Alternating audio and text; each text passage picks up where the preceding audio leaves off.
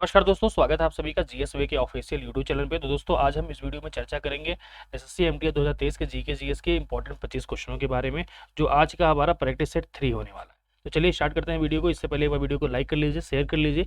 अगर चैनल पर नए होंगे चैनल को सब्सक्राइब जरूर कर लीजिएगा। तो आज का हमारा पहला प्रश्न है यहाँ पे, विश्व का सबसे बड़ा द्वीप कौन सा है? ठीक है, तो इसका ऑप्शन दिया है बोर्नियो, फिनलैंड, सुमात्रा, ग्रीनलैंड। तो इसका सही जवाब हो जाता है ग्रीनलैंड। विश्व का सबसे बड़ा ये आपका अगर बात करें द्वीप है, इस तरीके का दिखता है आपको, यहाँ पे स्क्रीन पे दिख रहा है, ये आपका ग्रीनलैंड है। यहाँ पे ध्यान से आप लोग देख सकते हैं, यहाँ पे ये ग्रीनलैंड सी इधर है आपका। तो इस तरीके से ये सबसे बड़ा द्वीप माना जाता है, याद रखिएगा। अगला प्रश्न है अंतर्राष्ट्रीय स्वतंत्रता, ठीक है, स्वतंत्र प्रेस दिवस कब मनाया जाता है? तो ऑप्शन है 1 मई, 3 मई या 22 मई या 11 मई। तो इसका सही जवाब आपका हो जाएगा 3 मई को। 3 मई को आपको अंतर्राष्ट्रीय स्वतंत्र प्रेस दिवस मनाया जाता है। अगला प्रश्न है सफेद हाथी किस देश में पाए जाते हैं? तो सफेद हाथी की बात कर रहे हैं यहाँ पे। ऑप्शन है इंडिया, श्रीलंका, थाईलैंड या मलेशिया। तो इसका सही जवाब हो जाता है थाईलैंड में। सफेद हाथी के इकलौते केवल थाईलैंड में पाए जाते हैं, और कहीं पे भी ये सफेद हाथी, सफेद कलर के हाथी नहीं पाए जाते, थाईलैंड में ही केवल पाए जाते हैं। अगला है कि बरमूडा त्रिभुज, इसको हम बरमूडा ट्रायंगल के नाम से जानते हैं, क्षेत्र किस महासागर में स्थित है? ऑप्शन है अटलांटिक, भारतीय, प्रशांत या फिर आर्कटिक। तो भारतीय का मतलब इंडियन ओशियन की बात कर रहा है ये।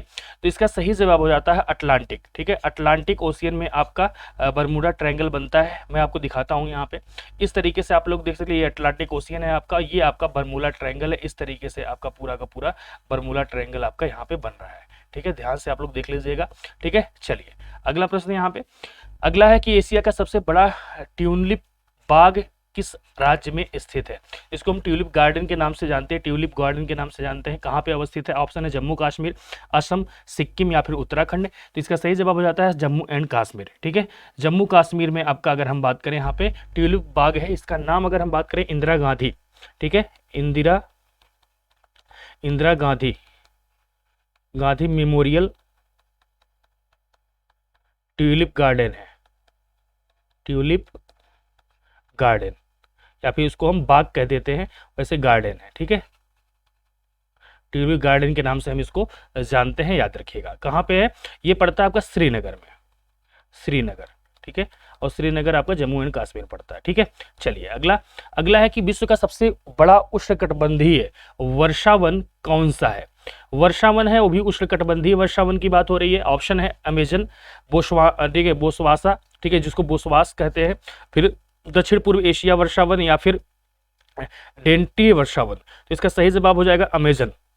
अमेजन वर्षावन जो आपका है ये दुनिया का, ठीक है, पूरे विश्व का सबसे बड़ा उष्णकटिबंधीय एरिया है। ठीक है, याद रखना, उष्णकटिबंधीय वर्षावन यहाँ पे एरिया है, याद रखिएगा। ठीक है, रेन फॉरेस्ट कहा जाता है इंग्लिश में इसको।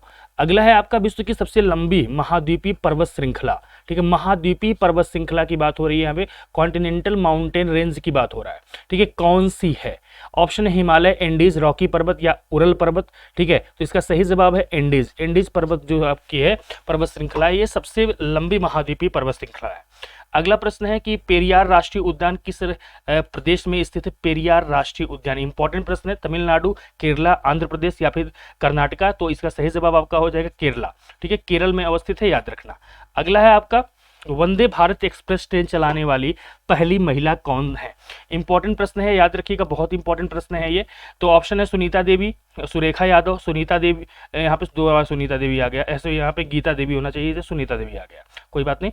फिर यहाँ पे नन ऑफ दिस की बात कर रहा है, तो इसका सही जवाब है आपका सुरेखा यादव। ठीक है, Surekha Yadav is the right answer हो जाएगा, याद रखिएगा सभी लोग। ठीक है, सुरेखा यादव जी ने पहली बार यहाँ पे वंदे भारत एक्सप्रेस ट्रेन चलाने वाली पहली महिला बनी है, ये याद रखना। इंपॉर्टेंट प्रश्न है पेपर के अकॉर्डिंग। अगला है कि दिल्ली नगर निगम संशोधन विधेयक 2022 25 मार्च 2022 को लोकसभा में पेश किया गया। तो किसके द्वारा यह पेश किया गया था? ऑप्शन है अमित शाह, रमेश बिधूड़ी या फिर निर्मला सीतारमण या फिर नरेंद्र मोदी। तो ये पेश किया गया था अमित शाह के माध्यम से। बहुत इंपॉर्टेंट प्रश्न है, याद रखना, करंट अफेयर के हिसाब से बहुत इंपॉर्टेंट है, ध्यान से आप लोग देखिएगा। अगला है कि कुतुबुद्दीन ऐबक ने निम्नलिखित में से किस राजवंश की स्थापना की थी? तो सैयद वंश, तुगलक वंश, मामलुक या फिर गुलाम वंश, इसको हम बोलते हैं, या फिर खिलजी वंश।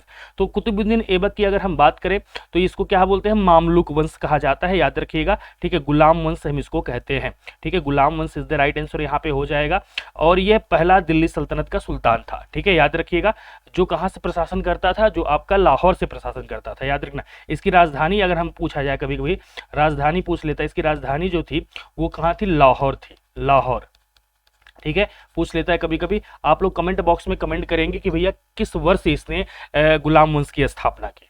अगला है कि निम्नलिखित में से कौन सा सागर विश्व का सबसे बड़ा अंतर्देशीय सागर है। अंतर्देशीय सागर है मतलब चारों तरफ से वहां पे क्या है, देश है। ऑप्शन दिया है भूमध्य सागर, फिर लाल सागर, ठीक है, यहाँ पे ओजोस सागर या फिर कैस्पियन सागर। बहुत इंपॉर्टेंट प्रश्न है, ठीक है, ध्यान से देखिएगा। यहाँ पे तो क्या हो जाएगा, यहाँ पे अगर हम बात करें तो कैस्पियन सी हो जाएगा, सबसे बड़ा है ये अगर हम बात करें अंतर्देशीय सागर में। चलिए देखते हैं, यहाँ पे मैप में आप देख सकते हैं, यहाँ पे ये आपका कैस्पियन सागर है। यहाँ पे ध्यान से देखिए, यहाँ पे ये कैस्पियन सागर है और बगल बगल में इसके सारे देश है यहाँ पे, ठीक है। देश देखिए, तुर्कमेनिस्तान यहाँ पड़ता है आपका, ठीक है, इधर आपका यहाँ पे कजाकिस्तान आपका पड़ जा रहा है, यहाँ पे उज्बेकिस्तान है, यहाँ पे रसिया पड़ जाता है आपका, ठीक है, अजरबैजान यहाँ पड़ जाता है आपका। तो ये अगर हम बात करें यहाँ पे कैस्पियन सागर जो है, इसीलिए इसको अगर हम बात करें, इसको क्या कहा जाता है, इसीलिए इसको कहा जाता है अंतर्देशीय सागर, ठीक है, इसीलिए इसको अंतर्देशीय सागर की संज्ञा दी जाती है, याद रखिएगा। चलिए अगला प्रश्न है कि हॉर्न, ठीक है, हॉर्नबिल उत्सव भारत में के किस राज्य में संबंधित है। तो मतलब हॉर्नबिल उत्सव किस राज्य में मनाया जाता है, तो ये मनाया जाता है आपका नागालैंड में। इंपॉर्टेंट प्रश्न था, इंपॉर्टेंट है क्योंकि उत्सव वगैरह से प्रश्न पूछे जाते हैं पेपर में, और एसएससी एमटीएस में जो टीसीएस पेपर कराती है वहां पे जरूर पूछा जाएगा।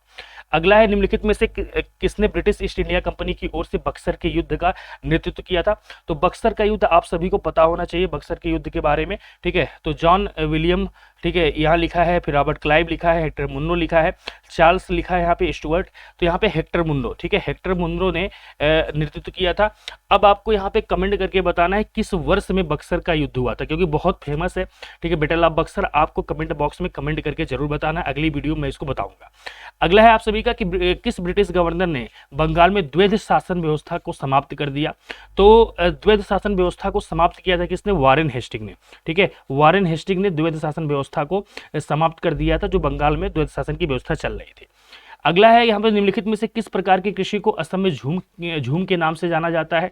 झूम खेती जिसको हम बोलते हैं, गहन खेती या वृक्षारोपण कृषि, स्थानांतरित कृषि या फिर निर्वाह खेती। तो इसको जो आपका शिफ्टिंग एग्रीकल्चर होता है, जिसको हम हस्तांतरित कृषि कहते हैं, इसी को हम बात करें तो यहाँ पे असम में इसको झूम खेती के नाम से जाना जाता है। क्या जानते हैं, असम में इसको हम झूम खेती के नाम से जानते हैं, ठीक। चलिए अगला है कि इनमें से किस खनिज द्वारा थायरॉक्सिन हार्मोन का संश्लेषण किया जाता है। तो ऑप्शन दिया है लोहा, कोबाल्ट, कैल्शियम या फिर आयोडीन। तो इसका सही जवाब आपका हो जाएगा आयोडीन, ठीक है, आयोडीन, ऑप्शन नंबर डी हो जाएगा। चलिए आगे बढ़ते हैं। अगला है प्रधानमंत्री कौशल विकास योजना जो 2015 में शुरू की गई थी, के तहत की गई थी। तो किस मंत्रालय के तहत की गई थी। ऑप्शन है वित्त मंत्रालय, कौशल विकास और उद्यमिता मंत्रालय, आवास और शहरी मामलों का मंत्रालय, ग्रामीण विकास मंत्रालय। इसका सही जवाब होगा आपका कि ministry of skill development and, ठीक है, अगर बात करें उद्यमिता मंत्रालय की बात हो रही है यहाँ पे, विकास, कौशल विकास और उद्यमिता मंत्रालय के द्वारा, ठीक है। चलिए अगला है आपका संगीत नाटक अकादमी का मुख्यालय कहाँ है। इंपॉर्टेंट प्रश्न है क्योंकि मुख्यालय वगैरह पेपर में पूछे जाते हैं, बेंगलोर, हैदराबाद, मुंबई या नई दिल्ली। तो इसका न्यू दिल्ली में है, याद रखिएगा। चलिए अगला है आपका कि विश्व पुस्तक मेला 2023 का कहाँ आयोजित किया गया।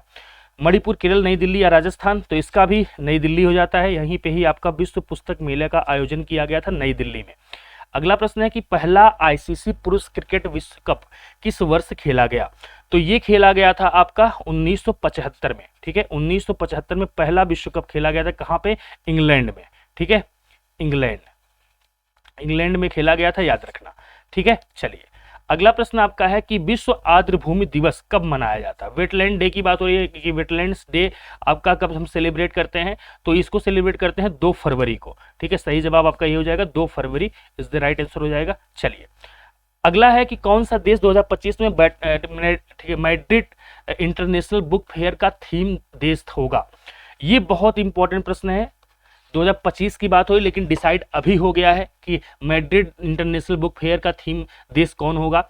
ऑप्शन है स्पेन, लंदन, भारत या फिर जर्मनी। तो यहाँ पे देश की बात हो रही है तो यहाँ पे भारत हो जाएगा, इंडिया होने वाला है, इसलिए वेरी इंपॉर्टेंट प्रश्न है ये, जरूर देख लीजिएगा, इसको दिमाग में बैठा लीजिएगा, पेपर के अकॉर्डिंग बहुत इंपॉर्टेंट है। अगला है कि ओलंपिक खेल 2024 का कहाँ पर आयोजित किया जाएगा? तो पेरिस, ऑस्ट्रेलिया, चीन या बांग्लादेश। तो 2024 का जो ओलंपिक है वो आपका पेरिस में आयोजन किया जाएगा। पेरिस कहाँ पड़ता है भाई? फ्रांस में पड़ता है, ठीक है, मतलब फ्रांस में होने वाला है, ठीक है, पेरिस में, फ्रांस के पेरिस में। अगला है कि अगला और आखिरी प्रश्न आज का, Uttar Pradesh global investor summit, जो इन्वेस्टर समिट 2023 का उद्घाटन प्रधानमंत्री नरेंद्र मोदी द्वारा कहाँ किया गया? तो इसका उद्घाटन लखनऊ, हरियाणा, दिल्ली या राजस्थान। तो इसका सही जवाब हो जाएगा लखनऊ। लखनऊ में इसका उद्घाटन किया गया, ध्यान रखिएगा। और आज के जितने प्रश्न मैंने कराए हैं बहुत इंपॉर्टेंट प्रश्न जाते हैं, इनको जरूर देख लीजिएगा। पेपर के अकॉर्डिंग ही सारे के सारे प्रश्न लगे हुए थे आज के। तो उम्मीद करते हैं आप सभी को वीडियो जरूर पसंद आई होगी। एक बार अगर पसंद आई होगी तो लाइक जरूर करिएगा, शेयर करिएगा। अगर चैनल पर नए होंगे तो चैनल को सब्सक्राइब जरूर कर लीजिएगा। तो आज के लिए इतना ही, फिर मिलते हैं एक नई वीडियो में। तब तक के लिए नमस्कार, जय Hind, bye bye, take care.